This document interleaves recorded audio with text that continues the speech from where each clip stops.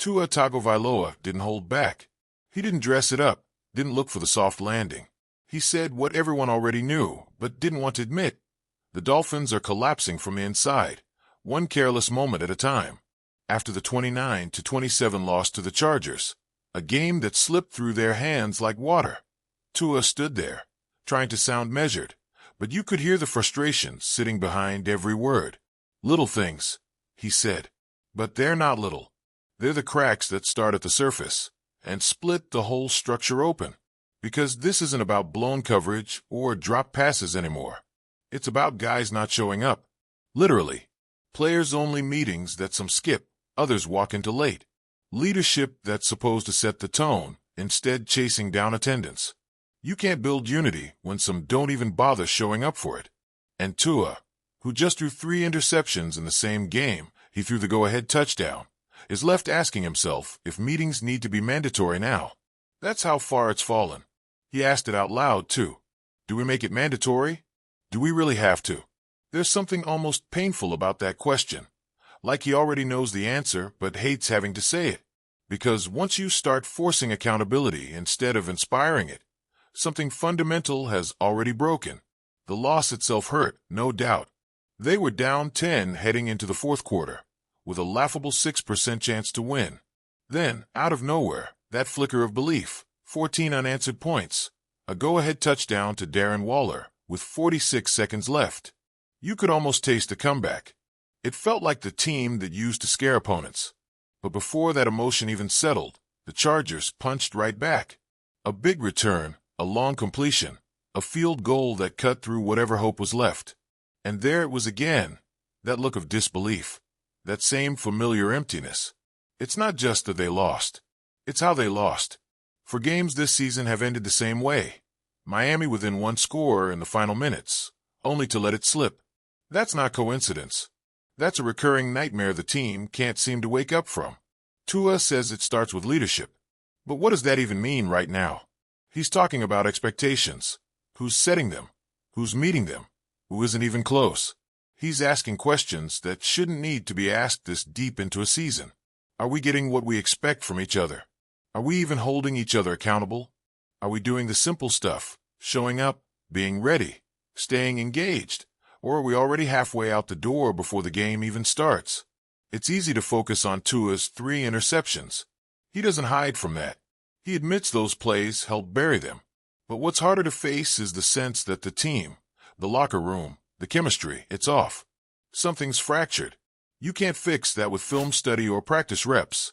That comes from honesty, from confrontation, from people finally saying out loud what everyone's been quietly avoiding. Coach Mike McDaniel tried to stay diplomatic, of course. He said player-led meetings aren't something he oversees. He said the guys have been accountable in what he's asked for. But that doesn't erase what Tua said. That doesn't fix the fact that your quarterback is publicly frustrated about teammates not showing up to their own meetings. McDaniel's job is to keep the locker room steady. But there's only so much you can do when the cracks start forming behind closed doors. What he didn't deny is telling. He didn't say Tua was wrong. He said the QB was probably addressing a couple individuals directly. That means there's a list, a quiet one, of players who've slipped. And when the team captain is the one drawing that line, it's not drama. It's a warning. This isn't the first time Miami's dealt with this either. Last season, the same whispers floated around. Guys being late to meetings, skipping film sessions, arriving to practice whenever they felt like it. McDaniel fined players, but it didn't stop. Why would it? They were winning, and winning forgives everything until it doesn't. But when the wins stop coming, the bad habits stop being cute. They start becoming the reason you lose. A former player even said the same thing. Punctuality was never a strength under McDaniel. Not because the system allowed it, but because it didn't punish it when the scoreboard made it easy to ignore. It's the kind of issue that sits quietly until the record turns ugly. Now it's front and center again, only worse.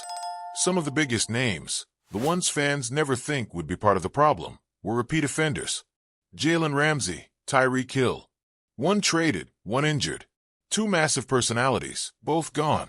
You don't lose that kind of presence without feeling it, even if they were part of the issue. Their absence changes the air in the room. It shifts how everyone else behaves. The leadership structure looks different, maybe weaker, maybe unsure. And so, you start seeing what's left. A team that still fights. Yes, they do, but not quite hard enough. McDaniel even said it. He looks for patterns.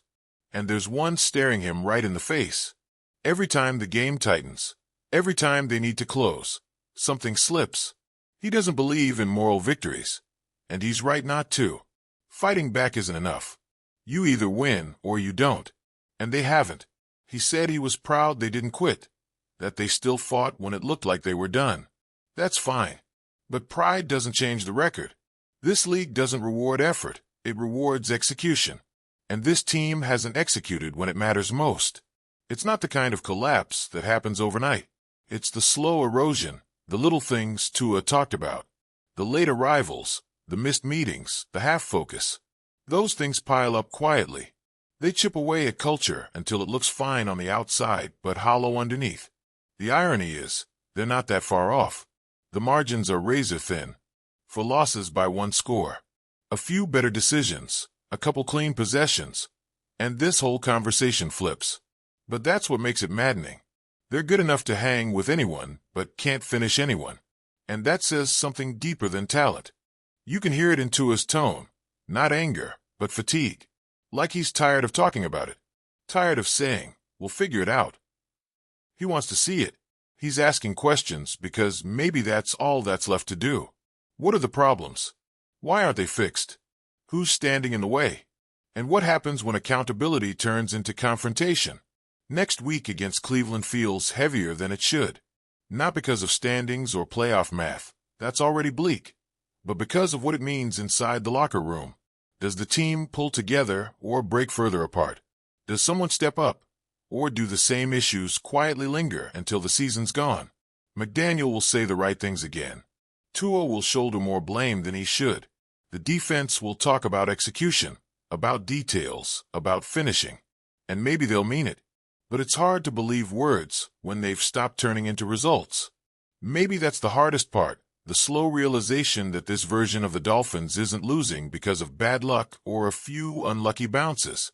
They're losing because the detail slipped, because the urgency faded, because the habits that should have been enforced months ago got left behind with last year's wins.